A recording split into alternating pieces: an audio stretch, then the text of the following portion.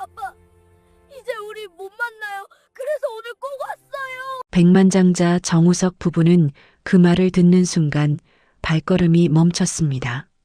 죽은 본인 아들의 무덤 앞에서 어린 소년이 포대기로 아기를 업은 채 서 있었어요. 11살 민우였습니다. 그의 등에 업힌 아기는 조용히 잠들어 있었죠. 부부는 알 수 없었습니다. 이 아이들이 왜 죽은 아들의 묘를 알고 있는지, 왜 오늘이 마지막이라고 하는지, 그리고 이 만남이 모든 것을 바꿔버릴 줄은 아무도 몰랐어요. 도대체 왜 이 아이들은 3년 전 세상을 떠난 회장 부부 아들 태준의 묘를 찾아온 것일까요? 사연 시작 전 구독, 좋아요를 눌러서 봄날 인생과 함께 해주세요. 오늘도 댓글로 인사 나눠요. 어디에서 듣고 계신가요? 오늘의 사연 시작합니다. 12월의 공동묘지는 고요했습니다. 백만장자 정우석 회장은 아내 김윤희의 손을 잡고 비탈길을 천천히 올라갔어요. 오늘은 아들 태준의 3주기였습니다. 3년이 지났지만 이곳에 올 때마다 가슴 한쪽이 무너지는 것 같았죠. 윤희는 국화꽃 한 다발을 손에 꼭 쥐고 있었습니다. 우석의 손은 차갑게 식어 있었어요. 묘지 입구를 지나 눈길을 따라 걸었습니다. 태준의 묘는 언덕 중턱에 있었습니다. 조용하고 햇빛이 잘 드는 곳이었죠. 하지만 가까이 다가갈수록 우석의 발걸음이 느려졌습니다. 뭔가 이상했어요. 묘 앞에 누군가 서 있었습니다. 작은 뒷모습이었죠. 우석과 윤희는 동시에 걸음을 멈췄습니다. 그곳에는 11살쯤 되어 보이는 소년이 서 있었어요. 소년의 등에는 포대기로 묶인 아기가 엎여 있었습니다. 아기는 포대기 안에서 조용히 잠들어 있었죠. 소년은 묘비를 바라보며 미동도 하지 않았습니다. 우석은 윤희를 돌아봤어요. 윤희도 놀란 표정으로 소년을 바라보고 있었습니다. 두 사람은 조심스럽게 가까이 다가갔어요. 발소리를 최대한 죽이며 걸었습니다. 소년이 고개를 돌렸습니다. 까만 눈동자가 우석 부부를 마주쳤어요. 그 눈빛에는 놀람도 두려움도 없었습니다. 다만 깊은 슬픔만이 고여 있었죠. 안녕하세요. 소년이 작은 목소리로 인사했습니다. 우석은 목이 메어 한참 동안 대답하지 못했어요. 윤희가 먼저 입을 열었습니다. 얘야, 여기는 어떻게 온 거니? 인사하러 왔어요. 소년의 대답은 짧고 단호했습니다. 우석은 묘비를 바라봤어요. 정태준이라는 이름이 새겨져 있었습니다. 그리고 다시 소년을 봤습니다. 혹시 우리 아들을 아는 거니? 소년은 고개를 끄덕였어요. 그리고 등에 업힌 아기를 가리켰습니다. 동생도 데려왔어요. 마지막으로 인사해야 해서요. 마지막이라는 단어가 우석의 귓가에 맴돌았습니다. 윤희가 소년에게 한 걸음 더 다가갔어요. 마지막이라니 무슨 뜻이니? 곧 독일로 가요. 그래서 오늘 꼭 와야 했어요. 소년의 목소리는 담담했지만 어딘가 떨리고 있었습니다. 우석은 가슴이 철렁했어요. 독일로 간다는 말이 무슨 의미인지 알 것 같았죠. 혹시 입양을 가는 거니? 소년은 대답 대신 고개를 살짝 숙였습니다. 등에 업힌 아기가 꿈틀거렸어요. 소년은 재빨리 등을 톡톡 두드렸습니다. 리듬이 있는 두드림이었죠. 아기는 다시 조용해졌습니다. 윤희는 그 모습을 보며 눈가가 뜨거워졌어요. 이렇게 어린아이가 더 어린 아기를 돌보고 있다니. 부모님은 어디 계시니? 우석이 조심스럽게 물었습니다. 소년은 묘비를 한번 바라보고 다시 우석을 봤어요. 없어요. 돌아가셨어요. 그 말이 떨어지자 침묵이 흘렀습니다. 바람이 앙상한 나뭇가지를 흔들었어요. 우석은 주먹을 꽉 쥐었습니다. 손등에 핏줄이 붉어졌어요. 그럼 너희 둘이서만 지내는 거니? 아니요. 지금은 시설에 있어요. 소년의 대답은 여전히 담담했습니다. 하지만 그 담담함 속에 감춰진 무게가 느껴졌죠. 윤희가 손수건을 꺼내 눈가를 닦았습니다.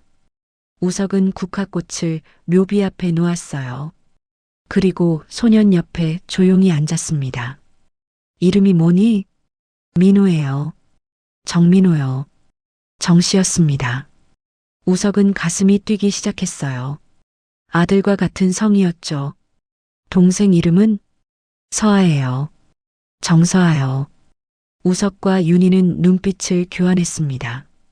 둘 다 정씨였어요. 그것도 아들 태준의 묘를 정확히 찾아왔습니다.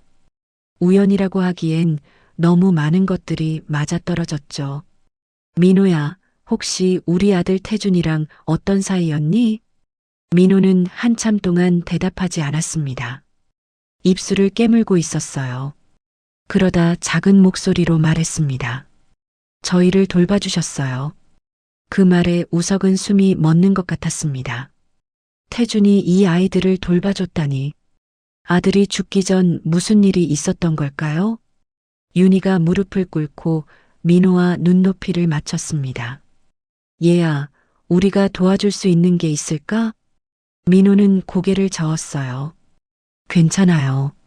하지만 그 목소리는 괜찮지 않았습니다. 떨리고 있었어요. 등에 업힌 서아가 다시 꿈틀거렸습니다. 민호는 또다시 등을 톡톡 두드렸어요. 정확히 3번씩 리듬을 맞춰서. 우석은 그 손동작을 유심히 지켜봤습니다. 뭔가 익숙한 리듬이었어요. 태준도 어렸을 때 잠들기 전 그렇게 등을 두드려달라고 했던 기억이 났습니다. 민호가 천천히 일어섰습니다. 이제 가봐야 해요. 늦으면 안 되거든요. 잠깐만, 민호야. 우석이 급히 주머니에서 명함을 꺼냈어요. 혹시 뭔가 필요한 게 생기면 전화해. 언제든지. 민호는 명함을 받아들었습니다. 하지만 그 눈빛은 전화할 일은 없을 거라고 말하고 있었죠. 감사합니다. 민호가 묘비를 향해 마지막으로 고개를 숙였습니다. 그리고 돌아서서 걸어가기 시작했어요. 포대기 안에 서아는 여전히 잠들어 있었습니다. 우석과 윤희는 그 작은 뒷모습을 말없이 지켜봤어요. 민호의 어깨가 미세하게 떨리고 있었습니다. 발걸음은 느렸지만 멈추지 않았어요. 언덕 아래로 사라질 때까지 두 사람은 그 자리에 서 있었습니다. 윤희가 먼저 입을 열었어요. 여보, 저 아이들. 나도 알아. 뭔가 이상해. 우석은 묘비를 바라봤습니다. 아들 태준의 이름이 햇빛을 받아 빛나고 있었어요. 태준이가 저 아이들을 돌봐줬다면. 윤희의 목소리가 떨렸습니다. 혹시 우리가 모르는 일이 있었던 걸까요? 우석은 대답하지 못했습니다. 가슴속에서 무언가가 치밀어 올랐어요. 아들이 죽기 전 3년 동안 그들은 아들과 거의 연락하지 못했습니다. 사업 때문에 바빴고 아들도 바쁘다며 만남을 피했었죠. 그리고 어느 날 갑자기 교통사고 소식이 들려왔습니다. 저 아이들을 찾아봐야겠어. 우석의 목소리는 단호했습니다. 윤희가 고개를 끄덕였어요. 네, 찾아봐야 해요. 뭔가 알아야 할 것 같아요. 두 사람은 묘지를 떠났습니다. 하지만 머릿속에서는 민호의 얼굴이 지워지지 않았어요. 그리고 그 작은 등에 업힌 서아의 모습도. 왜 저 아이들은 태준의 묘를 정확히 알고 있었을까요? 묘지를 떠난 후 정우석 회장은 며칠 동안 잠을 이루지 못했습니다. 무덤 앞에 민호의 얼굴이 눈앞에 아른거렸어요. 아내 윤희도 마찬가지였습니다. 식사를 하다가도 멍하니 창밖을 바라보곤 했죠. 사흘째 되던 날 아침 우석이 먼저 입을 열었어요. 여보, 저 아이들 찾아가 봐야겠어. 윤희는 고개를 끄덕였습니다. 저도 그 생각을 했어요. 가만히 있을 수가 없어요. 우석은 민호를 찾기 위해 사람을 고용했습니다. 이틀 후 연락이 왔어요. 아이들이 지내는 보호시설의 주소였습니다. 우석과 윤희는 서둘러 차에 올랐어요. 시설은 서울 외곽에 있었습니다. 낡은 3층 건물이었죠. 주차장에 차를 세우고 입구로 향했습니다. 현관문을 열자 소독약 냄새가 코끝을 스쳤어요. 복도는 좁고 어두웠습니다. 사무실 문패가 보였어요. 우석이 문을 두드렸습니다. 들어오세요. 중년 여성의 목소리가 들렸어요. 안으로 들어서자 책상 앞에 앉은 여성이 고개를 들었습니다. 이정숙 팀장이라는 명찰을 달고 있었죠. 무슨 일로 오셨습니까? 저희는 정민호, 정서아 남매를 찾아왔습니다. 우석의 목소리가 떨렸어요. 이정숙은 잠시 두 사람을 살폈습니다. 가족분이신가요? 아닙니다. 다만 아이들과 관련된 분을 알고 있어서요. 이정숙의 표정이 조금 굳어졌습니다. 그러시군요. 잠시만 기다리세요. 그녀는 서류철을 뒤적였어요. 한참을 찾더니 한 장을 꺼내 들었습니다. 민호와 서아 남매 맞습니다. 부모님은 모두 안 계시고요. 혹시 독일로 입양을 간다고 들었는데 윤희가 조심스럽게 물었습니다. 이정숙은 고개를 끄덕였어요. 네, 곧 보내질 예정입니다. 곧이라면 언제쯤인가요? 정확한 날짜는 아직 정해지지 않았습니다. 하지만 서류는 거의 다 마무리됐어요. 이정숙은 서류를 내려놓았습니다. 솔직히 말씀드리면 외국 가는 게 아이들한테도 나아요. 무슨 말씀이신지. 여기서 오래 기다리느니 좋은 가정에 가는 게 낫죠. 독일 쪽 가정은 조건도 좋고요. 우석은 주먹을 꽉 쥐었습니다. 손톱이 손바닥에 파고들었어요. 혹시 아이들을 만나볼 수 있을까요? 이정숙은 잠시 망설이다 일어났습니다. 잠깐만 기다리세요. 확인해 보겠습니다. 그녀가 사무실을 나갔어요. 우석과 윤희는 서로를 바라봤습니다. 윤희의 눈가가 붉어져 있었죠. 5분쯤 지났을까요? 이정숙이 돌아왔습니다. 2층 놀이방에 있습니다. 제가 안내할게요. 세 사람은 좁은 계단을 올라갔어요. 삐걱거리는 소리가 났습니다. 2층 복도 끝에 놀이방이 있었어요. 문을 열자 몇 명의 아이들이 보였습니다. 그리고 창가 쪽에 민호가 있었어요. 여전히 서아를 포대기로 업고 있었습니다. 민호는 창밖을 바라보고 있었죠. 우석과 윤희가 들어서자 민호가 고개를 돌렸습니다. 눈이 마주쳤어요. 민호의 눈빛이 흔들렸습니다. 하지만 곧 다시 무표정해졌죠. 민호야. 윤희가 조심스럽게 다가갔습니다. 민호는 한 발짝 뒤로 물러섰어요. 등에 엎인 서아가 작게 소리를 냈습니다. 민호는 재빨리 등을 톡톡 두드렸어요. 3번씩 정확한 리듬으로. 서아는 다시 조용해졌습니다. 우석은 그 모습을 보며 가슴이 먹먹해졌어요. 민호야, 우리 지난번에 묘지에서 만났잖니. 민호는 대답하지 않았습니다. 그저 바닥만 바라보고 있었죠. 이정숙이 옆에서 말했습니다. 민호는 말을 잘 안 해요. 여기 온 뒤로 거의 안 한다고 봐야죠. 왜 그런 건가요? 모르겠어요. 트라우마가 있는 것 같기도 하고. 윤희가 무릎을 꿇고 민호와 눈높이를 맞췄습니다. 민호야, 우리 기억나지? 민호는 여전히 대답하지 않았어요. 하지만 손은 계속 움직이고 있었습니다. 서아의 등을 톡톡 두드리고 있었죠. 멈추지 않는 리듬이었습니다. 우석은 서아를 바라봤어요.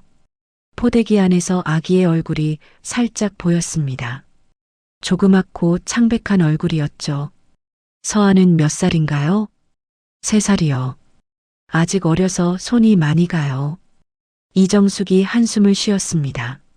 민호가 계속 업고 다니는데 내려놓으라고 해도 안 들어요. 왜 그러는 걸까요? 글쎄요. 떨어지기 싫은가 봐요. 우석은 민호에게 한 걸음 다가갔습니다. 민호야, 혹시 우리가 도와줄 수 있는 게 있을까? 민호가 처음으로 고개를 들었어요. 그리고 작은 목소리로 말했습니다. 없어요. 단 한마디였지만 그 안에 담긴 무게는 컸습니다. 윤희는 눈물을 참았어요. 목이 메어 말이 나오지 않았습니다. 민호야, 서아 좀 볼 수 있을까? 민호는 고개를 저었어요. 한 발짝 더 뒤로 물러섰습니다. 등에 업힌 서아를 보호하려는 듯한 자세였죠. 이정숙이 말했습니다. 민호는 서아를 남한테 절대 안 맡겨요. 밥 먹을 때도 잘 때도 계속 안고 있어요. 그럼 씻을 때는요? 그때도 옆에 눕혀놓고 계속 지켜봐요. 우석은 깊게 숨을 들이쉬었습니다. 이렇게 어린아이가 동생을 그렇게까지 지키고 있다니. 혹시 아이들 부모님은 어떻게 된 건가요? 어머니는 일찍 돌아가셨고 아버지는 모른다고 들었어요. 그럼 친척은요? 없습니다. 연락 닿는 사람이 아무도 없어요. 우석과 윤희는 눈빛을 교환했습니다. 아버지를 모른다는 말이 마음에 걸렸어요. 혹시 아이들이 여기 온 경위를 알 수 있을까요? 이정숙은 서류철을 펼쳤습니다. 3년 전에 들어왔어요. 그때 민호가 8살, 서아는 갓 태어났을 때죠. 3년 전 태준이 죽은 그 해였습니다. 우석은 가슴이 철렁 내려앉았어요. 더 자세한 기록은 없나요? 더 이상은 저희도 잘 모릅니다. 개인정보라서.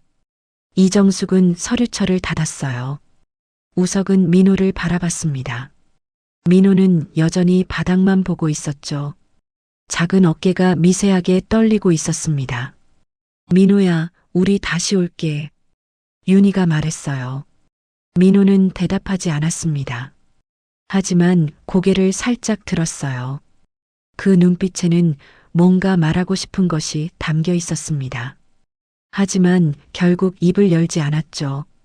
우석과 윤희는 놀이방을 나왔습니다. 계단을 내려가는 동안 아무 말도 하지 못했어요. 차에 올라탄 후에도 한참을 침묵이 흘렀습니다. 윤희가 먼저 입을 열었어요. 여보, 저 아이들. 나도 알아. 뭔가 이상해. 우석은 핸들을 꽉 쥐었습니다. 태준이가 죽은 시기랑 아이들이 시설에 온 시기가 똑같아. 그럼 혹시... 윤희는 말을 잇지 못했어요. 하지만 두 사람 모두 같은 생각을 하고 있었습니다. 혹시 저 아이들이 태준의 자식은 아닐까? 확인해 봐야겠어. 우석의 목소리는 단호했습니다. 아이들과 태준의 관계를 정확히 알아봐야 해. 윤희는 고개를 끄덕였어요. 차는 천천히 시설을 벗어났습니다. 100m에 비친 건물이 점점 멀어졌죠. 하지만 우석의 머릿속에서는 민호의 눈빛이 지워지지 않았습니다. 그리고 그가 서아를 지키려는 필사적인 모습도. 도대체 저 아이들에게 무슨 일이 있었던 걸까요? 저택으로 돌아온 우석은 곧장 서재로 향했습니다. 대리석 계단을 올라가며 깊게 숨을 들이쉬었어요. 서재 문을 열자 책장 가득 채워진 서류들이 보였습니다. 우석은 물류회사 정진그룹의 회장이었어요. 40년을 일궈온 회사였죠. 그는 책상 앞에 앉아 내선 전화를 들었습니다. 김 비서, 잠깐 올라와 보게. 5분 후 김 비서가 노크를 하고 들어왔어요. 30년을 함께 일한 오른팔이었습니다. 회장님, 부르셨습니까? 태준이에 대해 조사를 좀 해야겠네. 우석의 목소리는 무겁고 낮았어요. 김 비서는 고개를 끄덕였습니다. 무엇을 조사하면 될까요?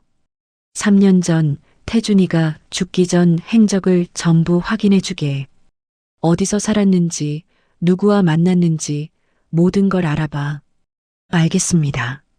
김 비서는 수첩에 메모를 했어요. 그리고 정민호, 정서아라는 아이들도 조사해 주게. 현재 보호시설에 있네. 혹시 도련님과 관련이 있습니까? 우석은 대답하지 않았습니다. 창밖을 바라보며 주먹을 쥐었어요. 손등에 핏줄이 붉어졌습니다. 빠르게 해주게. 네, 회장님. 김 비서가 나가고 우석은 혼자 남았어요.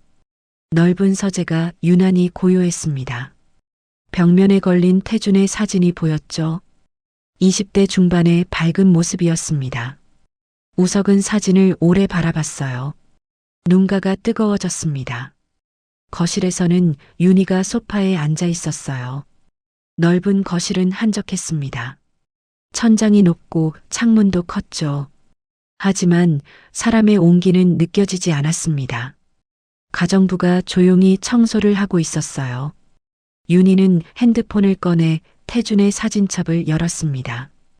어린 시절 사진들이 가득했죠. 손가락으로 화면을 천천히 넘겼어요.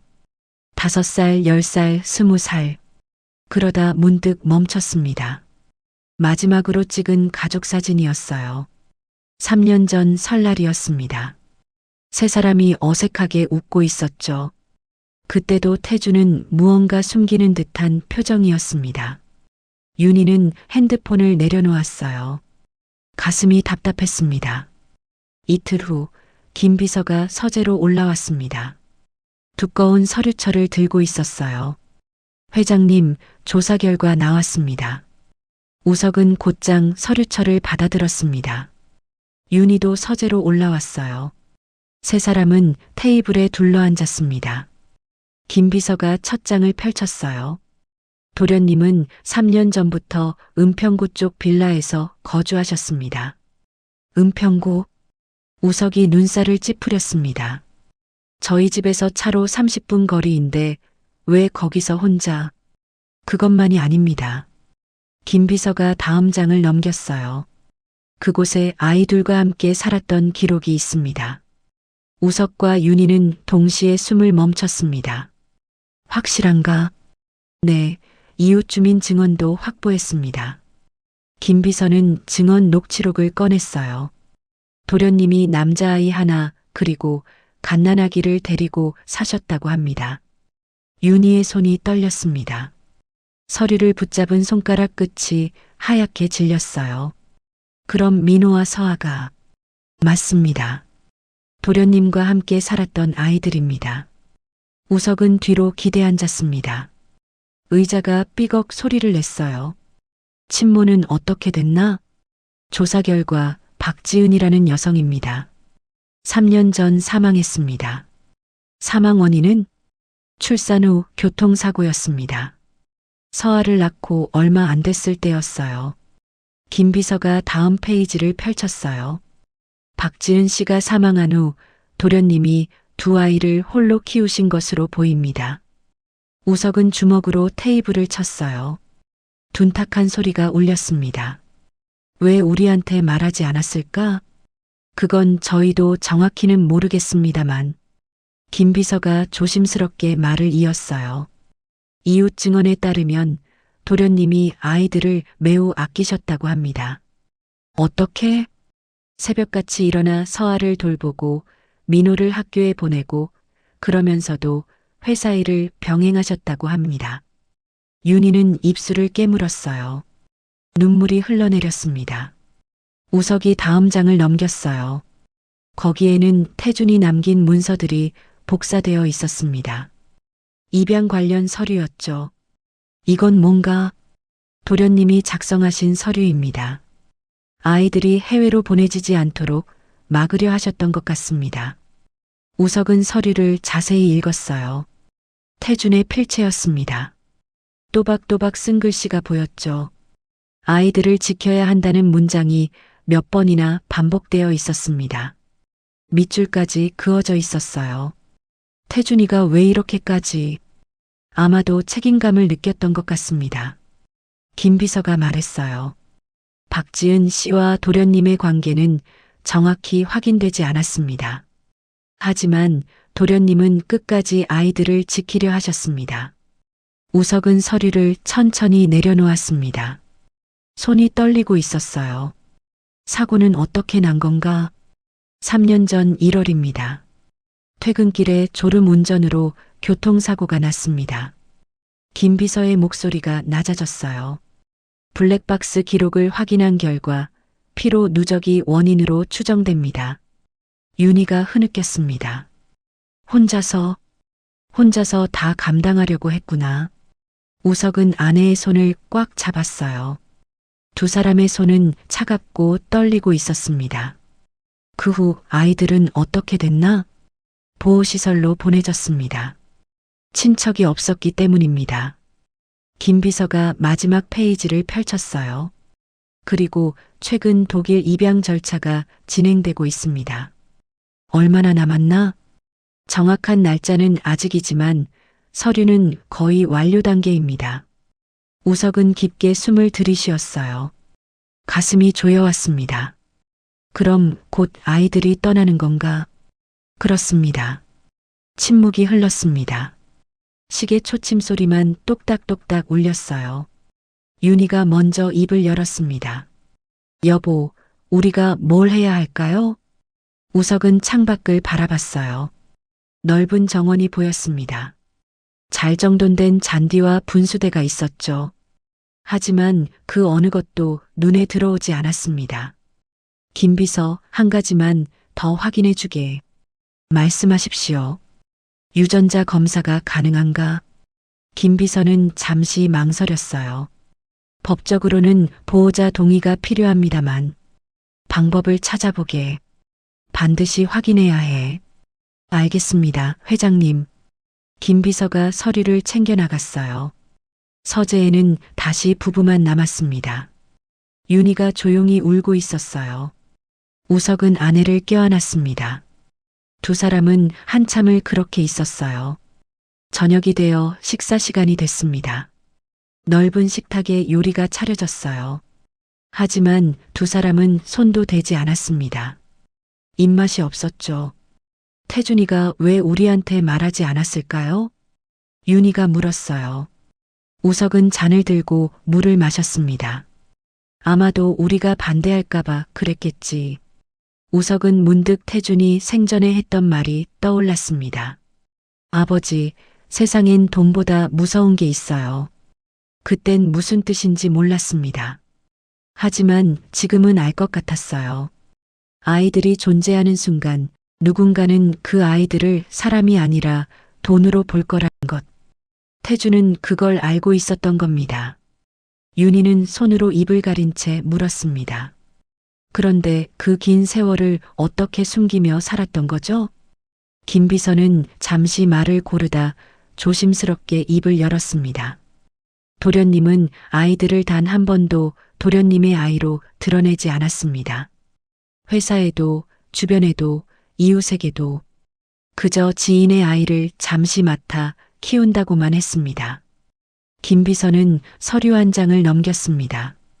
병원 기록, 어린이집, 학교, 전부 도련님 개인 명의가 아닌 제3자 명의로 처리돼 있었습니다. 일부는 가명을 썼고 일부는 최소한의 기록만 남겼습니다. 우석은 숨을 삼켰습니다. 그럼 태준이는 자기 인생을 지운 채 살았다는 말인가? 김 비서는 고개를 끄덕였습니다. 네. 아이들을 지키기 위해서요. 회장님의 아들이 아니라 이름 없는 보호자로요.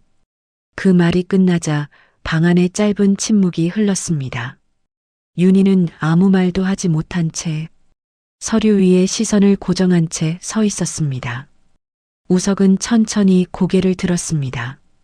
그럼 아이들이 시설에 들어간 시점은 언제인가? 김 비서는 서류를 다시 확인하며 말했습니다. 도련님 사고 직후입니다. 3년 전 정확히 그때였습니다. 우석의 손이 테이블 위에서 멈췄습니다. 그제야 모든 퍼즐이 맞아떨어졌습니다. 태준이 세상을 떠나는 순간 아이들은 동시에 세상에 홀로 남겨졌던 겁니다. 김 비서는 잠시 말을 멈췄다가 조심스럽게 말을 이었습니다. 그리고 도련님이 주변 사람들한테 부모님께만은 절대 알리지 말아달라고 여러 번 부탁한 기록이 있습니다. 왜? 우석의 목소리가 갈라졌습니다. 김 비서는 한 장의 메모를 내밀었어요. 알리면 애들 위험해져요. 지은이 오빠가 애들로 돈을 뜯어낼 겁니다. 그 문장을 보는 순간 윤희의 다리에 힘이 풀렸습니다. 우석은 그 메모에서 눈을 떼지 못했습니다. 이제야 태준의 침묵이 이해됐습니다. 부모를 믿지 못해서가 아니라 부모에게 알리는 순간 아이들이 정우석 회장의 손주가 되어 누군가의 표적이 될 걸 알았던 겁니다. 태준은 선택한 게 아니었습니다. 아이들을 지키기 위해 부모로부터조차 숨길 수밖에 없었던 겁니다. 아들이 힘들어할 때 우린 옆에 없었어. 윤희는 눈물을 닦았습니다. 두 사람은 오랫동안 말없이 앉아 있었어요. 시계가 밤 10시를 가리켰습니다. 그날 밤 우석은 잠들지 못했어요. 태준의 얼굴이 계속 떠올랐습니다. 그리고 민호가 서아를 업고 있던 모습도. 새벽 4시쯤 되어서야 우석은 결심했습니다. 무슨 일이 있어도 아이들을 찾아야 한다고. 태준이 지키려 했던 아이들을 이제는 자신들이 지켜야 한다고. 도대체 민호와 서아는 태준에게 어떤 존재였을까요? 일주일 후 김 비서가 다시 서재로 올라왔습니다. 손에 봉투 하나를 들고 있었어요. 우석은 의자에서 일어났습니다. 심장이 빠르게 뛰기 시작했죠. 회장님, 결과 나왔습니다. 김 비서가 봉투를 건넸어요. 우석은 떨리는 손으로 봉투를 받았습니다. 윤희도 서재로 들어왔어요. 두 사람은 나란히 서서 봉투를 바라봤습니다. 우석이 천천히 봉투를 뜯었어요. 안에서 서류 한 장이 나왔습니다. 유전자 검사 결과지였죠. 우석의 눈이 숫자에 멈췄어요. 친자 확률 99.9%. 태준과 민호, 태준과 서아. 모두 생물학적 부녀 관계가 확실했습니다. 우석의 손에서 서류가 떨어질 뻔했어요. 윤희가 황급히 받쳐 잡았습니다. 여보. 윤희의 목소리가 떨렸어요. 서류를 보는 그녀의 눈에서 눈물이 흘러내렸습니다. 우리 손주들이에요. 태준이의 아이들이에요. 우석은 소파에 주저앉았습니다. 무릎에 힘이 풀렸어요. 40년 동안 회사를 일궈온 남자였습니다. 수백억짜리 계약도 흔들림 없이 처리했던 사람이었죠. 하지만 지금 그는 한 장의 서류 앞에서 무너지고 있었어요. 민호서아. 우석의 목소리가 갈라졌습니다. 윤희는 남편 옆에 앉아 손을 잡아줬어요. 두 사람의 손은 차갑고 떨리고 있었습니다. 김 비서는 조용히 물 한 잔을 가져다 놓았어요. 한참이 지나서야 우석이 고개를 들었습니다. 김 비서, 아이들 상황은 어떤가? 그게. 김 비서의 표정이 굳어졌어요. 오늘 아침에 보호시설에서 연락이 왔습니다. 무슨 연락? 아이들 출국 준비가 시작됐다고 합니다. 우석이 벌떡 일어났습니다. 뭐라고? 독일 쪽 가정과 최종 조율이 끝났다고 합니다. 윤희도 자리에서 일어났어요. 얼굴이 창백해졌습니다. 그럼 언제 떠나는 건가요? 정확한 날짜는 아직입니다. 하지만 출국 전 준비 단계에 들어갔습니다. 우석은 책상으로 다가가 전화기를 집어들었어요. 지금 당장 보호시설에 연락해. 알겠습니다. 김 비서가 전화를 걸었습니다. 잠시 후 이정숙 팀장과 연결됐어요. 정우석 회장님께서 직접 통화하시겠답니다. 전화기가 우석에게 넘어갔습니다. 저는 정우석입니다. 정민호, 정서아 남매에 대해 얘기 좀 하고 싶습니다. 수화기 너머로 이정숙의 목소리가 들렸어요. 아, 회장님. 지난번에 오셨던 분이시죠? 네, 맞습니다. 아이들 출국 준비가 시작됐다고 들었는데요. 네, 그렇습니다. 잠깐 멈출 수는 없습니까? 그건 쉽지 않습니다. 이미 서류가 다 진행됐고요. 우석은 깊게 숨을 들이쉬었어요. 제가 직접 찾아가겠습니다. 오늘 오후에 시간 되십니까? 네, 괜찮습니다. 전화를 끊고 우석은 윤희를 봤어요. 당장 가보자. 네. 두 사람은 서둘러 저택을 나섰습니다. 운전기사가 차를 대기시켰어요. 뒷좌석에 탄 우석과 윤희는 한마디도 하지 않았습니다. 다만 서로의 손을 꽉 잡고 있었죠. 보호시설에 도착했을 때는 오후 2시였습니다. 이정숙이 사무실에서 기다리고 있었어요. 어서 오세요, 회장님. 바로 본론으로 들어가겠습니다. 우석은 서류 가방에서 유전자 검사 결과를 꺼냈어요. 이걸 보시죠. 이정숙은 서류를 받아 읽었습니다. 눈이 점점 커졌어요. 이게 정말입니까? 네, 확실합니다. 민호와 서아는 제 아들의 친자식입니다. 이정숙은 서류를 천천히 내려놓았어요. 그럼 회장님께서는 아이들의 친할아버지, 친할머니이시군요. 맞습니다. 윤희가 앞으로 나섰어요. 그러니 출국을 멈춰 주십시오.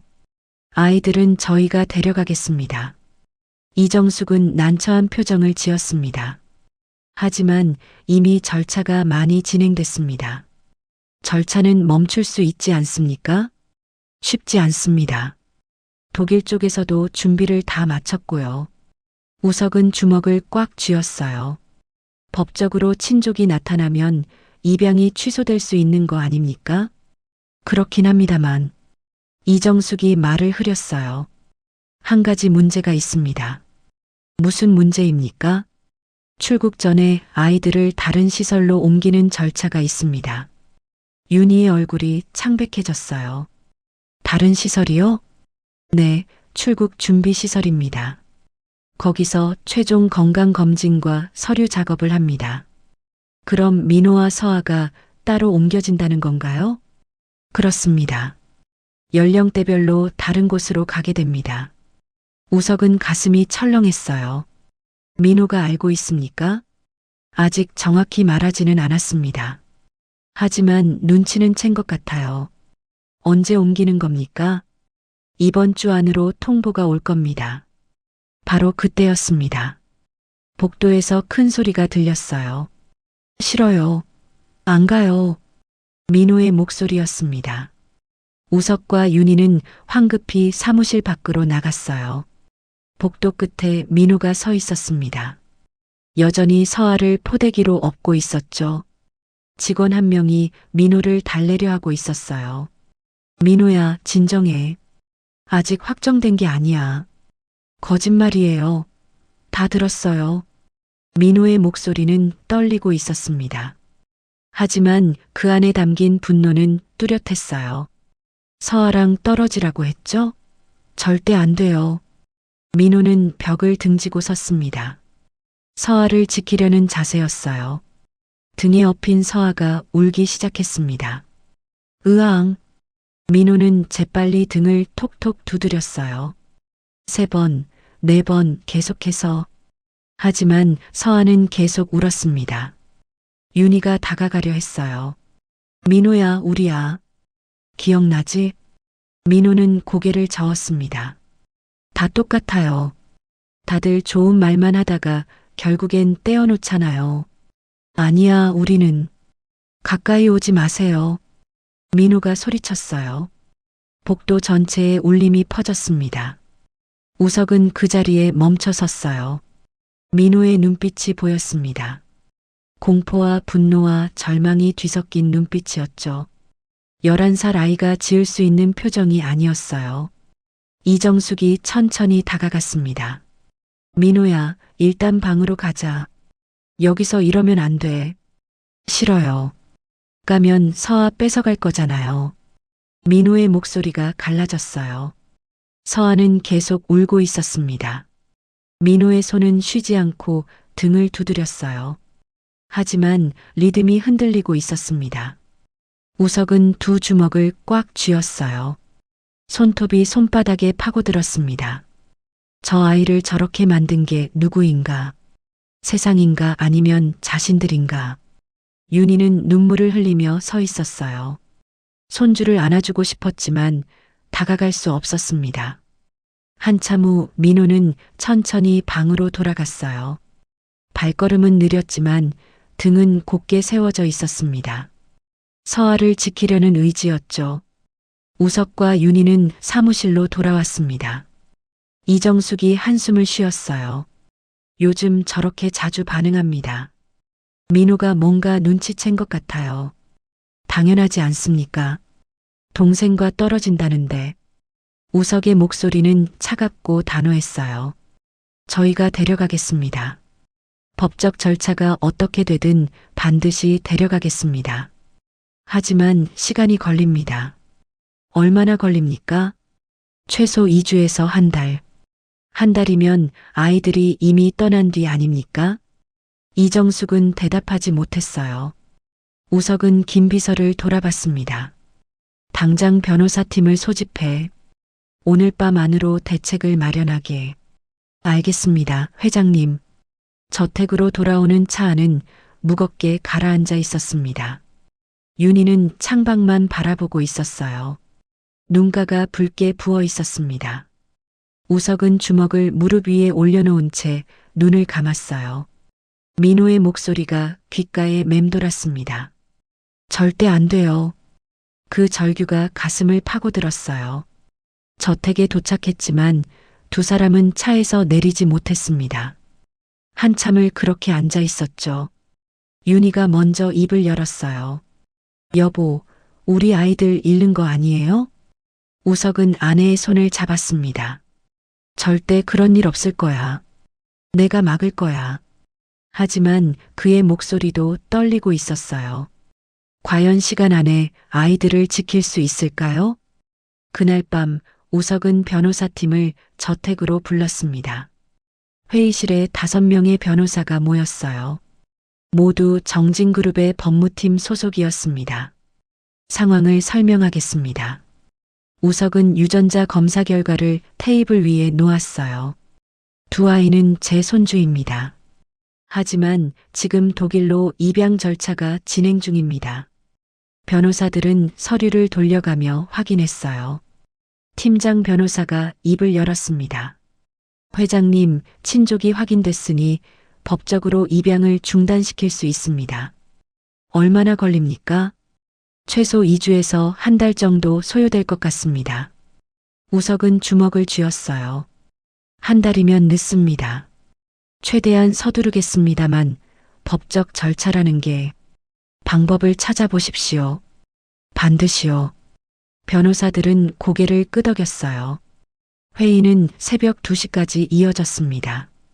윤희는 거실 소파에 앉아 기다렸어요. 차 한 잔을 손에 들고 있었지만 한 모금도 마시지 않았습니다. 식어버린 차만 손에 쥐고 있었죠. 우석이 회의실에서 나왔을 때 윤희가 일어났어요. 어떻게 됐어요? 최선을 다한답니다. 하지만 시간이 걸려. 두 사람은 말없이 서 있었습니다. 넓은 거실이 유난히 고요했어요. 다음 날 아침 우석의 전화가 울렸습니다. 김 비서였어요. 회장님, 급한 일이 생겼습니다. 무슨 일인가? 보호시설에서 연락이 왔습니다. 친모 쪽 친족이 나타났다고 합니다. 우석은 벌떡 일어났어요. 친족이라니?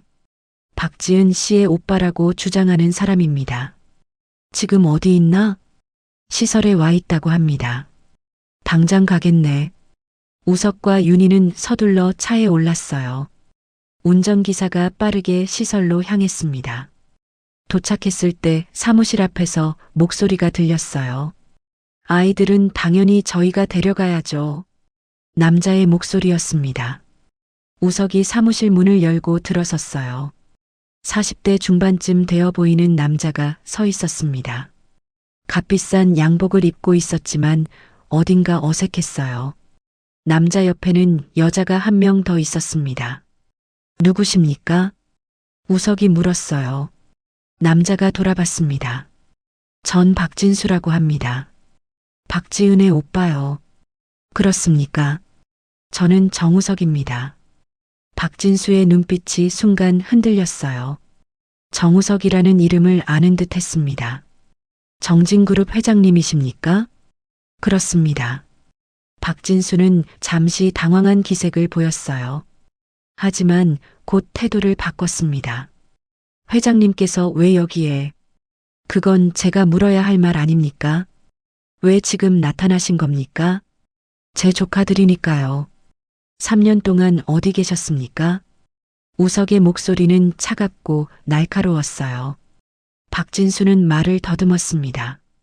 그건 사정이 있었습니다. 무슨 사정입니까? 개인적인 일들이. 이정숙이 끼어들었어요. 사실 박진수 씨는 오늘 처음 연락 오셨습니다. 3년 동안 한 번도 안 오셨다는 말입니까? 네, 그렇습니다. 우석은 박진수를 똑바로 바라봤어요. 그런 분이 갑자기 왜 아이들을 데려가겠다는 겁니까? 박진수는 잠시 말이 막혔어요. 옆에 있던 여자가 대신 말했습니다. 혈육이니까요. 당연한 거 아닙니까? 혈육이라면 왜 3년 동안 방치하셨습니까? 윤희가 날카롭게 물었어요. 박진수는 손수건으로 이마를 닦았습니다. 땀이 나고 있었어요. 지금이라도 책임지려고 온 겁니다. 정말 그 마음이십니까? 우석이 한 걸음 다가섰어요. 아니면 다른 이유가 있습니까? 박진수의 눈빛이 흔들렸습니다. 무슨 말씀이신지. 독일 입양이 성사되면 입양 수수료가 나온다고 들었습니다. 이정숙이 깜짝 놀라 우석을 봤어요. 박진수의 얼굴이 굳어졌습니다. 그건 오해입니다. 오해라고요? 우석은 가방에서 서류를 꺼냈어요. 김 비서가 조사한 자료였습니다. 박진수 씨, 최근 사업 실패로 빚이 상당하시다면서요? 박진수의 얼굴이 창백해졌어요. 그건 어떻게? 그리고 지난주에 입양 관련 서류를 수정하려 시도하셨죠? 뭐라고요? 이정숙이 놀라 물었어요. 우석은 서류를 펼쳤습니다. 보호자 동의서를 위조하려 하셨습니다. 입양을 더 빨리 진행하기 위해서요. 박진수는 말을 잃었어요. 입술이 파르르 떨렸습니다. 저는 그저 아이들을 이용하려 하신 겁니다. 우석의 목소리는 차가웠어요. 박진수는 뒤로 물러섰습니다. 잘못하셨습니다. 저는 나가십시오. 하지만 지금 당장 나가시지 않으면 경찰을 부르겠습니다. 박진수는 옆에 여자와 눈빛을 교환했어요. 그리고 황급히 사무실을 나갔습니다. 문이 닫히자 이정숙이 안도의 한숨을 쉬었어요. 몰랐습니다. 그런 사람인 줄은. 앞으로도 이런 사람들이 나타날 수 있습니다. 우석이 말했어요. 저희가 아이들을 보호하겠습니다. 하지만 법적으로는 시간이 걸립니다. 압니다. 그래서 부탁이 있습니다. 말씀하세요. 아이들 출국을 최대한 늦춰주십시오. 이정숙은 난처한 표정을 지었어요. 그건 제 권한 밖의 일입니다. 부탁드립니다. 윤희도 고개를 숙였어요. 제발 도와주세요. 이정숙은 한참을 망설이다 입을 열었습니다. 최선을 다해보겠습니다. 하지만 약속은 못 드립니다. 감사합니다. 두 사람이 사무실을 나올 때였어요. 복도 끝에서 소리가 들렸습니다. 나요. 나 달라고요. 민호의 목소리였어요. 우석과 윤희는 황급히 달려갔습니다. 현관 쪽에 민호가 서 있었어요. 직원 2명이 그를 붙잡고 있었습니다. 민호는 서아를 더 꽉 끌어안고 있었어요. 포대기가 팽팽하게 당겨져 있었습니다. 민호야, 진정해. 밖은 위험해. 싫어요. 여기 있으면 서아 빼앗길 거예요. 민호의 얼굴은 눈물과 땀으로 범벅이었어요. 서아는 울고 있었습니다. 민호는 한 손으로 서아의 등을 두드렸어요. 하지만 리듬이 완전히 흐트러져 있었습니다. 떨리는 손으로 계속 두드렸지만 제대로 되지 않았죠. 윤희가 다가가려 했어요. 민호야, 우리야. 다 거짓말이에요. 아까 그 사람들도 그랬어요. 민호는 뒤로 물러섰습니다. 벽에 등을 붙이고 서아를 감쌌어요. 우석은 가슴이 찢어지는 것 같았습니다. 저 아이가 얼마나 많은 배신을 겪었길래. 민호야, 우리는 다르단다. 우석이 무릎을 꿇었어요. 민호와 눈높이를 맞췄습니다. 우리는 너희 할아버지, 할머니야. 민호는 고개를 저었어요. 저희한테 할아버지, 할머니 없어요. 아무도 없어요. 있어. 우리가 있어. 윤희도 무릎을 꿇었어요. 눈물이 흘러내렸습니다. 민호야, 서아야, 우리 손주들. 민호는 입술을 깨물었어요. 손은 여전히 서아의 등을 두드리고 있었습니다. 흐트러진 리듬이 점점 더 빨라지고 있었죠. 한참 후 민호가 작은 목소리로 말했어요. 정말 안 떼어놓을 거예요? 절대 떼어놓지 않아. 우석의 목소리는 단호했어요. 약속한다. 민호는 천천히 벽에서 떨어졌습니다. 하지만 여전히 경계하는 눈빛이었어요. 직원들이 그를 방으로 데려갔습니다. 우석과 윤희는 그 뒷모습을 지켜봤어요. 민호의 작은 어깨가 떨리고 있었습니다. 차로 돌아오는 길 우석이 말했어요. 김비서, 태준이가 남긴 기록 다시 확인해 보게. 무엇을 찾으시렵니까? 아이들에 대해 남긴 게 있을 거야. 뭔가 있을 거란 말이야. 우석의 목소리는 절박했어요. 아들이 왜 그렇게까지 아이들을 지키려 했는지 알고 싶었습니다. 그리고 이제는 자신들이 그 뜻을 이어가야 했어요. 태준이 남긴 마지막 흔적 속에 답이 있을까요? 사흘 후 김 비서가 다시 찾아왔습니다. 손에는 투명 비닐봉지가 들려 있었어요. 안에 낡은 휴대전화 한 대가 보였습니다. 회장님, 도련님이 쓰시던 휴대전화입니다. 우석은 그것을 받아들었어요. 3년 전 사고 현장에서 회수했던 물건이었습니다. 액정이 깨져 있었고 전원도 켜지지 않았었죠. 이게 왜? 수리점에 맡겼습니다. 데이터 복구가 가능하다고 합니다. 우석의 손이 떨렸어요. 윤희도 서재로 올라왔습니다. 여보, 그게 태준이 폰이야. 윤희는 입술을 깨물었어요. 김 비서가 노트북을 꺼내 연결했습니다. 음성 파일들이 복구됐습니다. 화면에 여러 개의 파일이 떠올랐어요. 날짜별로 정리되어 있었습니다. 우석은 마우스를 움직였어요. 손끝이 미세하게 떨리고 있었습니다. 가장 마지막 파일을 클릭했습니다. 사고 나기 이틀 전에 녹음된 것이었어요. 스피커에서 잡음이 들렸습니다. 그리고 태준의 목소리가 흘러나왔어요. 오늘은 12월 29일. 우석은 숨을 멈췄습니다. 3년 만에 듣는 아들의 목소리였어요. 윤희는 두 손으로 입을 막았습니다. 민호는 만약 내가 없어지면 시설에 가게 될 것이다. 태준의 목소리는 지쳐 있었습니다. 하지만 따뜻했어요. 그럼 민호는 분명 일부러 말썽을 부릴 거야. 잠시 침묵이 흘렀습니다. 그래야 서아랑 안 떨어지거든. 우석과 윤희는 동시에 화면을 바라봤어요. 착한 아이로 있으면 따로따로 입양 보낼 수 있대. 태준의 목소리가 갈라졌습니다. 그래서 민호가 일부러 그럴 거란 걸 나만 알아. 윤희의 눈에서 눈물이 흘러내렸어요. 8살짜리가 그걸 알고 있어. 동생이랑 떨어지지 않으려고 자기가 나쁜 아이가 될 거란 걸.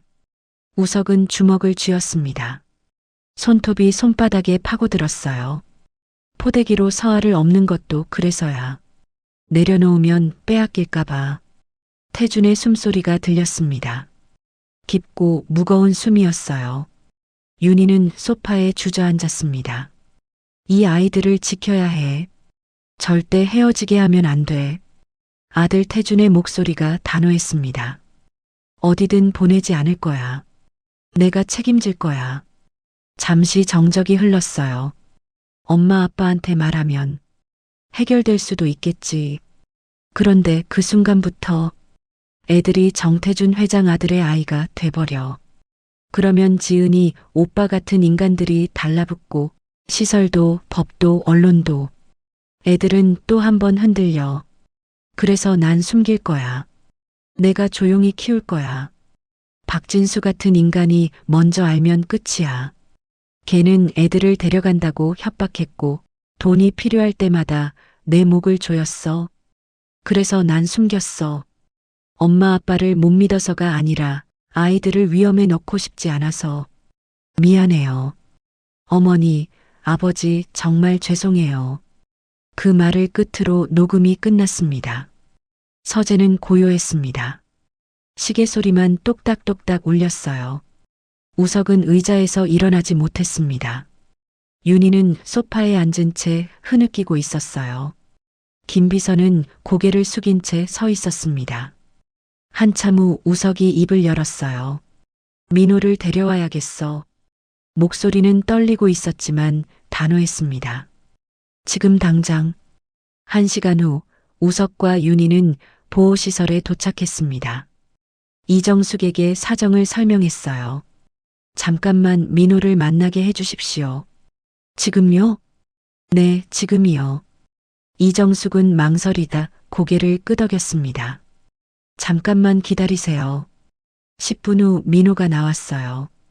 여전히 서아를 포대기로 업고 있었습니다. 민호는 경계하는 눈빛으로 두 사람을 봤어요. 우석은 무릎을 꿇었습니다. 천천히 조심스럽게. 민호야. 민호는 대답하지 않았어요. 우리가 너희 아빠 목소리를 들었어. 민호의 눈빛이 흔들렸습니다. 아빠가 녹음해 둔 거 있었어. 너에 대해서. 민호는 입술을 깨물었어요. 일부러 말썽 부린 거 알아. 서아랑 떨어지지 않으려고. 민호의 눈에서 눈물이 고이기 시작했습니다. 밤에도 서아 안고 잔 거 알아. 혼자 다 견딘 거 알아. 민호는 고개를 숙였어요. 어깨가 떨리기 시작했습니다. 넌 정말 잘했어. 동생 지킨 거. 윤희의 목소리도 떨렸어요. 넌 나쁜 아이가 아니야. 누구보다 착한 아이야. 민호의 입에서 작은 소리가 새어나왔습니다. 전 처음이었어요. 민호가 스스로 말을 꺼내는 게 전 그냥 서아랑 떨어지기 싫었어요. 목소리는 갈라졌고 떨렸습니다. 다들 착하면 빨리 보낸대요. 좋은 집으로. 그런데 따로래요. 민호는 고개를 들었어요. 눈물이 볼을 타고 흘러내렸습니다. 전 서아 없으면 안 돼요. 서아도 저 없으면 안 되고요. 민호의 손이 서아의 등으로 갔어요. 톡톡톡 3번 두드렸습니다. 아빠가 가르쳐줬어요. 이렇게 하면 서아가 안 온다고. 윤희는 더 이상 참지 못하고 울음을 터뜨렸습니다. 아빠가 저한테 그랬거든요. 제가 어렸을 때. 민호도 울기 시작했어요. 그래서 저도 서아한테 똑같이 해줬어요. 아빠처럼. 우석은 민호를 끌어안았습니다. 조심스럽게 서아를 다치지 않게. 민호는 할아버지의 품에서 울었어요. 3년 동안 참아왔던 울음이 터져 나왔습니다. 할아버지, 할머니. 그래, 민호야. 우석의 목소리도 울고 있었어요. 우리가 지켜줄게. 너도 서아도. 윤희도 두 아이를 안았습니다. 넷은 그렇게 한참을 울었어요. 복도를 지나던 직원들이 멈춰 섰습니다. 하지만 아무도 말리지 않았어요. 그저 조용히 지켜볼 뿐이었습니다. 민호의 울음소리가 점점 작아졌어요. 하지만 멈추지는 않았습니다. 3년 동안 쌓인 것들이 쏟아져 나오고 있었죠. 우석은 민호의 등을 쓰다듬었습니다. 천천히 리듬을 맞춰서 마치 태준이 그랬던 것처럼. 민호가 몸을 떨었어요. 그 손길이 익숙했던 걸까요? 윤희는 포대기 틈으로 서아의 얼굴을 봤습니다. 아기는 조용히 잠들어 있었어요. 할머니의 눈물이 서아의 이마에 떨어졌습니다. 서아야, 우리 손녀야. 윤희의 목소리는 떨렸지만 따뜻했어요. 한참 후 민호가 얼굴을 들었습니다. 눈이 빨갛게 부어 있었어요. 정말 안 떨어뜨릴 거예요? 절대 안 떨어뜨려. 우석이 민호의 눈을 똑바로 봤어요. 약속한다. 민호는 천천히 고개를 끄덕였습니다. 그리고 처음으로 포대기 끈을 조금 풀었어요. 서아의 얼굴이 더 잘 보였습니다. 윤희가 손을 뻗었어요. 민호는 잠시 망설이다 할머니의 손을 잡게 했습니다. 윤희는 서아의 작은 손을 쓰다듬었어요. 따뜻하고 부드러운 손이었습니다. 우리 서아, 할머니가 지켜줄게. 서아가 잠결에 손을 움직였어요. 할머니의 손가락을 꽉 쥐었습니다. 윤희는 그 작은 손을 보며 눈물을 흘렸어요. 이정숙이 조용히 다가왔습니다. 회장님, 사모님. 네. 법적 절차 진행되고 있습니다. 조금만 기다려주세요. 감사합니다. 우석은 고개를 숙였어요. 민호야, 조금만 더 여기 있어야 해. 참을 수 있겠니? 민호는 고개를 끄덕였습니다. 네. 할아버지가 약속하셨으니까요. 그날 저녁 집으로 돌아온 우석과 윤희는 태준의 방으로 갔습니다. 3년 동안 그대로 놔뒀던 방이었어요. 책상 위에는 태준의 물건들이 그대로 있었습니다. 우석은 책상 서랍을 열었어요. 안에서 작은 수첩이 나왔습니다. 펼쳐보니 태준의 글씨였어요. 민호에게 3번씩 두드려주기. 서아에게 따뜻하게 안아주기. 두 아이 절대 떨어뜨리지 말 것. 마지막 페이지에는 이렇게 적혀 있었습니다. 엄마, 아빠 미안해요. 말 못해서. 하지만 이 아이들은 제 전부예요. 부탁해요. 우석은 수첩을 가슴에 꼭 안았습니다. 윤희는 남편의 어깨에 얼굴을 묻었어요. 두 사람은 한참을 그렇게 있었습니다. 창밖으로 별이 떠올랐어요.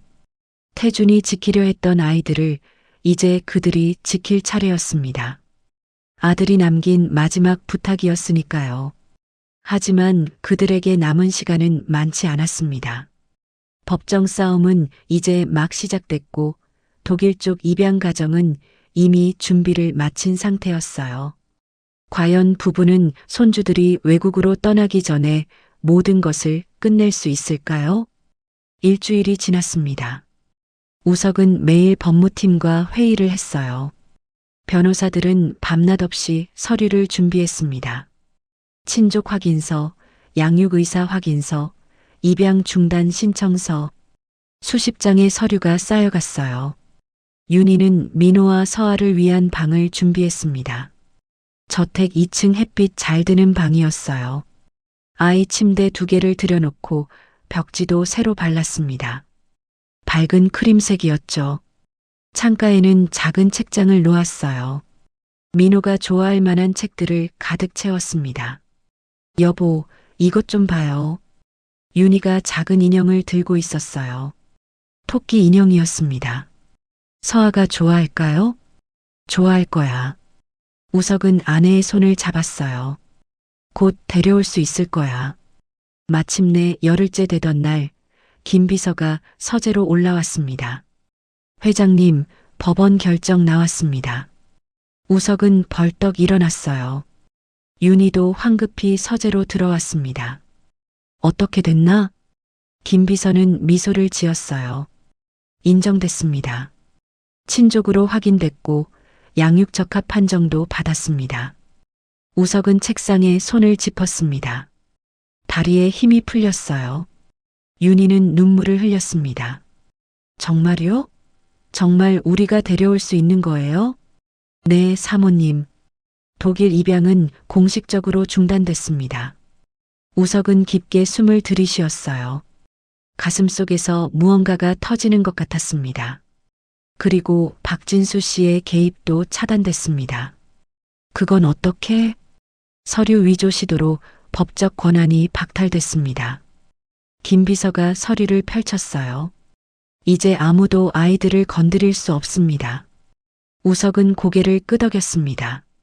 당장 아이들을 데리러 가세. 네, 회장님. 1시간 후 우석과 윤희는 보호시설에 도착했습니다. 이정숙이 환하게 웃으며 맞이했어요. 축하드립니다. 회장님, 사모님. 감사합니다. 도와주셔서. 이정숙은 복도를 가리켰습니다. 민호한테 말씀드렸어요. 할아버지 할머니가 데리러 온다고. 반응이 어땠습니까? 처음엔 믿지 못하더니 나중엔 조용히 짐을 챙기더라고요. 윤희는 가슴이 뭉클했어요. 민호의 방문을 노크했습니다. 민호야, 할머니야. 문이 열렸어요. 민호가 서 있었습니다. 작은 가방 하나를 들고 있었어요. 그리고 여전히 서아를 포대기로 업고 있었습니다. 민호야. 윤희가 무릎을 꿇었어요. 이제 집에 가자. 민호는 입술을 깨물었습니다. 눈가가 붉어졌어요. 정말 저희 집이 생긴 거예요? 그래. 너희 집이야. 우석도 무릎을 꿇었습니다. 할아버지 할머니 집. 이제 너희 집이기도 해. 민호는 고개를 숙였어요. 어깨가 떨렸습니다. 감사합니다. 작지만 또렷한 목소리였어요. 우석은 민호의 가방을 들었습니다. 가자, 손주야. 셋은 복도를 걸어갔어요. 다른 아이들이 창문 너머로 지켜보고 있었습니다. 민호는 한 번 뒤를 돌아봤어요. 3년을 지낸 곳이었습니다. 하지만 이제 떠나는 거였죠. 차에 탔을 때 민호는 창밖을 바라봤습니다. 시설이 점점 멀어졌어요. 윤희가 옆에 앉아 민호의 손을 잡았습니다.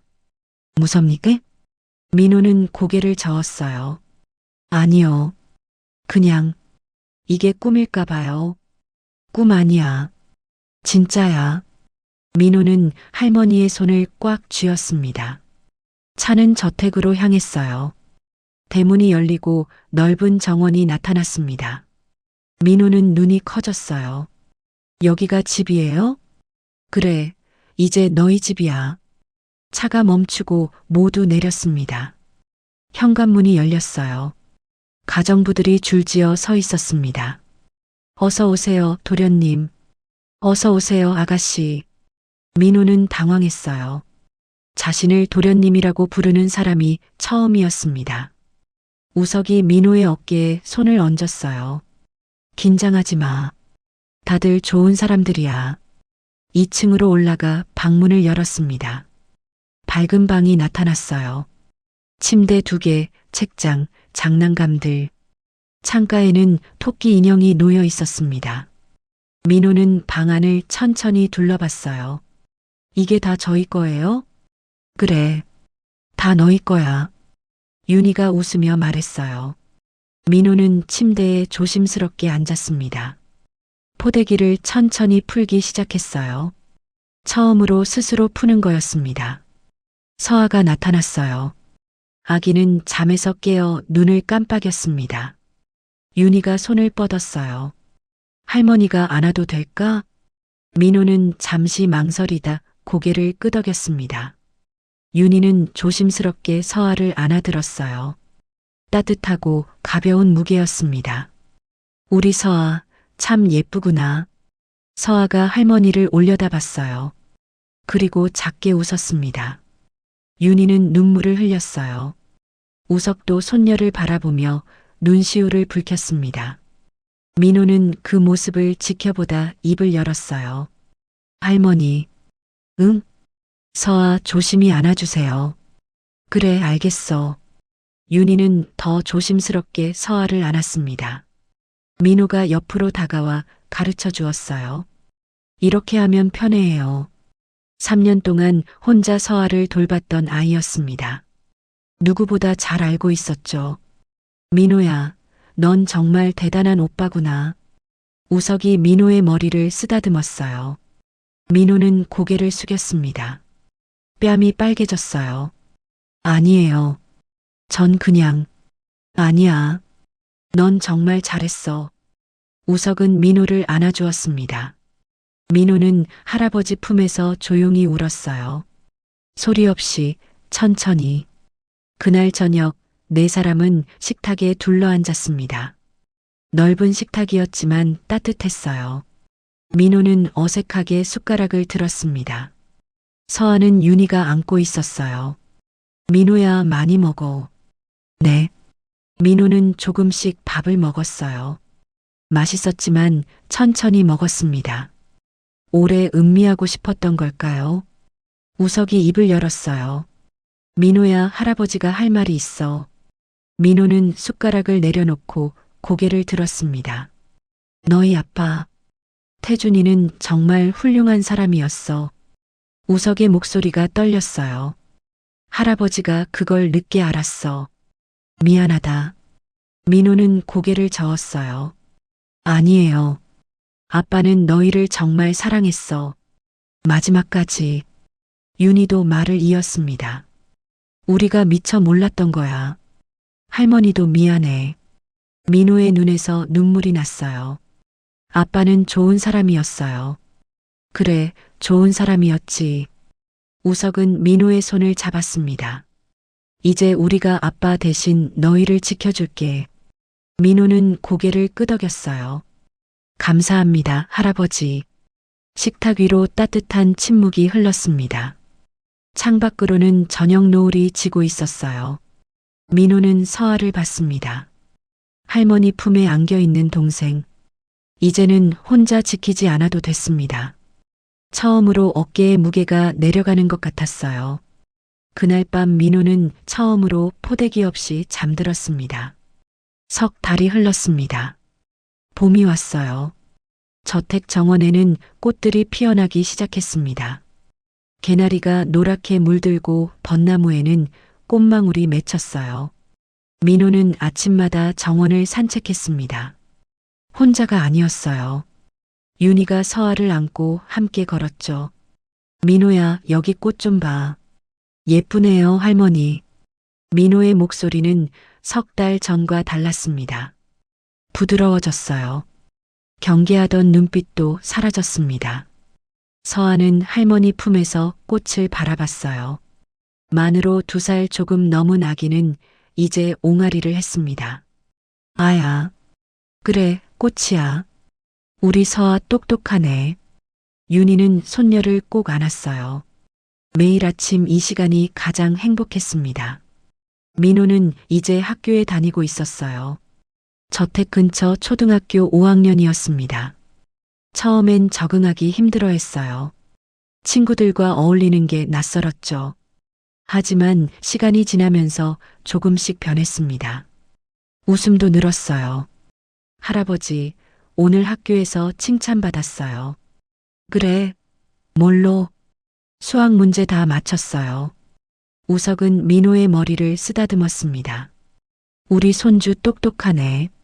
민호는 뺨이 빨개지며 웃었어요. 예전엔 볼 수 없던 표정이었습니다. 서아도 많이 건강해졌어요. 병원에서 정기검진을 받으며 잘 자라고 있었습니다. 창백했던 얼굴에 혈색이 돌았어요. 작았던 몸도 조금씩 커지고 있었습니다.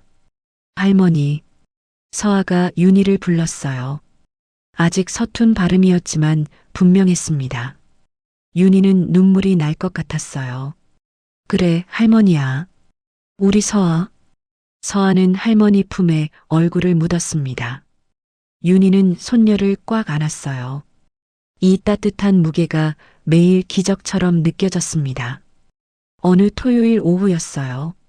민호는 거실에서 책을 읽고 있었습니다. 우석이 옆에 앉았어요. 민호야, 뭐 읽니? 위인전이요. 재미있나? 네. 이 사람들도 힘든 시간을 견뎠대요. 민호가 책을 보며 말했어요.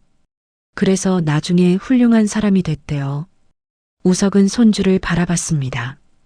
11살 아이가 할 수 있는 말이 아니었어요. 이미 너무 많은 걸 겪은 아이였죠. 민호야, 넌 이미 훌륭해. 저요? 그래. 동생 지킨 거, 끝까지 포기하지 않은 거. 그게 얼마나 대단한 건지 아니? 민호는 고개를 숙였어요. 전 그냥 해야 했던 거예요. 그래도 넌 잘했어. 할아버지가 자랑스럽다. 민호의 눈가가 붉어졌습니다. 하지만 이번엔 웃고 있었어요. 그날 저녁 식탁에 저녁상이 차려졌습니다. 따뜻한 된장찌개, 고등어구이, 나물 반찬들. 윤희가 직접 차린 밥상이었어요. 민호는 서아 옆에 앉았습니다. 서아는 아기 의자에 앉아 있었어요. 숟가락을 들고 밥을 먹으려 했지만 서툴렀습니다. 민호가 서아의 손을 잡아줬어요. 서아야, 이렇게. 오빠가 천천히 가르쳐 주었습니다. 서아는 오빠를 보며 따라했어요. 우석과 윤희는 그 모습을 지켜봤습니다. 가슴이 따뜻해졌어요. 민호야, 오빠 노릇 잘하네. 윤희가 웃으며 말했어요. 제가 해야죠. 서아 오빠니까요. 민호는 자랑스럽게 대답했습니다. 예전처럼 혼자 모든 걸 떠안지 않았어요. 이제는 함께 돌보는 거였습니다. 할아버지, 할머니도 계시잖아요. 민호가 덧붙였어요. 그래, 우리 다 함께야. 우석이 고개를 끄덕였습니다. 식탁 위로 웃음소리가 흘렀어요. 밥을 먹다가 서아가 물을 쏟았습니다. 윤희가 황급히 닦아줬어요. 괜찮아, 괜찮아. 서아는 울 것 같은 얼굴이었어요. 하지만 할머니가 웃으며 닦아주자 따라 웃었습니다. 우리 서아 울지 마. 다 괜찮아. 민호도 웃으며 동생을 봤어요. 이런 일상이 너무 좋았습니다. 아무도 화내지 않았어요. 아무도 떠나지 않았습니다. 그냥 함께 있는 것. 그것만으로 충분했어요. 식사가 끝나고 민호는 설거지를 도왔습니다. 할머니, 제가 할게요. 아니야, 민호야. 할머니가 할게. 같이 해요. 민호는 작은 손으로 그릇을 닦았어요. 윤희는 옆에서 헹궜습니다. 두 사람은 나란히 서서 설거지를 했어요. 창밖으로는 봄 저녁 노을이 지고 있었습니다. 주황빛이 부엌을 부드럽게 물들였어요. 민호야. 네, 할머니. 행복하니? 민호는 잠시 손을 멈췄습니다. 그리고 고개를 끄덕였어요. 네. 정말 행복해요. 목소리는 작았지만 진심이 담겨 있었습니다. 윤희는 눈물이 날 것 같았어요. 하지만 참았습니다. 그냥 손주의 머리를 쓰다듬어 주었어요. 할머니도 행복해. 너희가 와줘서. 밤이 되었습니다. 민호와 서아의 방에 불이 켜졌어요. 윤희가 서아를 재우고 있었습니다. 아기는 할머니 품에서 눈을 감았어요. 잘 자라, 우리 서아. 윤희는 자장가를 불렀습니다. 낮고 부드러운 목소리였어요. 민호는 자기 침대에서 그 모습을 봤습니다. 예전엔 자신이 해야 했던 일이었어요. 매일 밤 서아를 재우느라 잠도 못 잤었죠. 하지만 이제는 할머니가 해주셨습니다. 민호는 편안하게 이불을 덮었어요. 민호야, 넌 먼저 자렴. 네, 할머니. 민호는 눈을 감았습니다. 오랜만에 걱정 없이 잠들 수 있었어요. 서아가 옆 침대에서 자고 있었고 할머니가 곁에 있었습니다. 안전했어요. 윤희는 두 아이를 번갈아 봤습니다. 평화롭게 잠든 얼굴들이었어요. 방을 나오며 불을 껐습니다. 복도에서 우석이 기다리고 있었어요. 다 잤나? 응. 금방 잤어. 두 사람은 나란히 서재로 갔습니다. 벽에 걸린 태준의 사진이 보였어요. 우석은 사진 앞에 섰습니다. 태준아. 목소리가 떨렸어요. 아빠가 아이들 잘 돌보고 있어. 내가 지키려 했던 아이들. 윤희도 사진을 봤습니다. 민호는 학교도 잘 다니고 서아는 건강하게 자라고 있어. 두 사람은 한참을 사진을 바라봤어요. 아들이 남긴 마지막 부탁을 지키고 있었습니다. 고맙다, 태준아. 이 아이들을 남겨줘서. 우석의 목소리는 낮고 따뜻했어요. 내 덕분에 우리한테 손주가 생겼어. 윤희는 남편의 손을 잡았습니다. 두 사람의 손은 따뜻했어요. 그날 밤 저택은 고요했습니다. 하지만 텅 빈 고요함이 아니었어요. 가족이 숨쉬는 고요함이었습니다.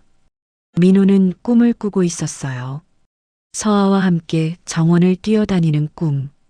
할아버지 할머니가 웃으며 지켜보는 꿈. 이제는 도망가지 않아도 되는 꿈. 서아는 포근한 이불 속에서 잠들어 있었어요. 할머니 품에서 느꼈던 온기가 아직 남아 있었습니다. 우석과 윤희는 침실에 누웠어요. 여보, 응? 우리 잘하고 있는 거 맞지? 그럼, 잘하고 있어. 우석은 아내의 손을 꼭 잡았습니다. 아이들이 웃잖아. 그걸로 충분해. 윤희는 고개를 끄덕였어요. 창밖으로 별이 보였습니다. 수없이 많은 별들이 반짝이고 있었어요. 그중 하나가 유난히 밝게 빛나고 있었습니다. 태준이가 보고 있을까? 그럴 거야. 분명히. 두 사람은 천장을 바라보며 조용히 웃었어요. 다음 날 아침 해가 떠올랐습니다. 새들이 지저귀기 시작했어요. 민호가 가장 먼저 일어났습니다. 창문을 열자 봄바람이 들어왔어요. 따뜻하고 부드러운 바람이었습니다. 민호는 옆 침대를 봤어요. 서아가 아직 자고 있었습니다. 평화로운 얼굴이었죠. 민호는 웃었어요. 더 이상 걱정하지 않아도 됐습니다. 포대기도 필요 없었어요. 서아는 안전했고 자신도 안전했습니다. 이제는 그냥 오빠면 됐어요. 거실에서 윤희가 아침을 준비하고 있었습니다. 구수한 냄새가 집 안가득 퍼졌어요. 할머니, 뭐 하세요? 민호가 부엌으로 들어왔어요. 아침 준비해. 민호는 일찍 일어났네? 네. 잠이 깼어요. 민호는 식탁에 수저를 놓았습니다. 하나, 둘, 셋, 넷. 네 사람 것이었어요. 윤희는 그 모습을 보며 미소 지었습니다. 우석도 내려왔어요. 아침 냄새 좋은데? 금방 될 거예요. 네 사람은 식탁에 둘러앉았습니다. 서아는 윤희 무릎에 앉아 있었어요. 따뜻한 밥, 김, 계란, 된장국. 평범한 아침상이었습니다. 하지만 이 평범함이 기적이었어요. 잘 먹겠습니다. 민호가 두 손을 모았습니다. 잘 먹겠습니다. 모두가 따라 말했어요.